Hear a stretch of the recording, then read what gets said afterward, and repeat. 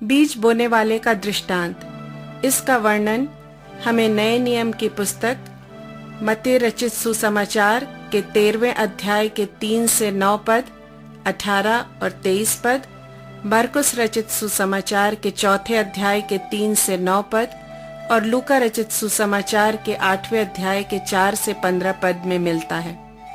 यीशु के पास उसके उपदेश सुनने के लिए लोगों की एक बड़ी भीड़ एकत्रित थी। वह चाहता था कि लोग उसके उपदेशों को गंभीरता पूर्वक सुने, समझें और उनके अनुसार चले। इसी अभिप्राय से उसने दृष्टांत सुनाया। एक बोने वाला बीज बोने निकला। बोते हुए कुछ बीज मार्ग के किनारे गिरे और पक्षियों ने आकर उन्हें चुग लिया। कुछ बीज चट्टान पर गिरे और उगते ही सूख गए, क्योंकि उनमें जड़ें गहरी नहीं थी।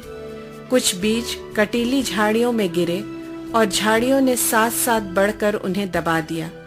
अन्य बीज अच्छी भूमि पर गिरे और उगकर 100 गुना फल लाए। बीज बोने वाले का दृष्टांत का अर्थ क्या? यीशु ने ऊंची आवाज में कहा, जिसके सुनने के कान हो वह सुने। उसके शिष्य उससे प्रश्न करने लगे कि इस दृष्टांत का अर्थ क्या हो सकता है। यीशु ने शिष्यों को दृष्टांत का अर्थ इस प्रकार बताया।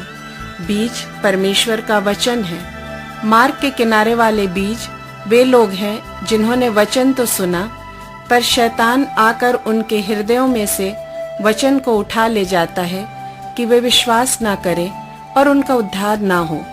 चट्टान पर के बीज वे लोग हैं जो वचन सुनने पर उसे बड़े आनंद से ग्रहण तो करते हैं, पर जड़ें मजबूत ना होने के कारण क्षण भर तो विश्वास करते हैं, पर जब परीक्षा आती है तो बहक जाते हैं।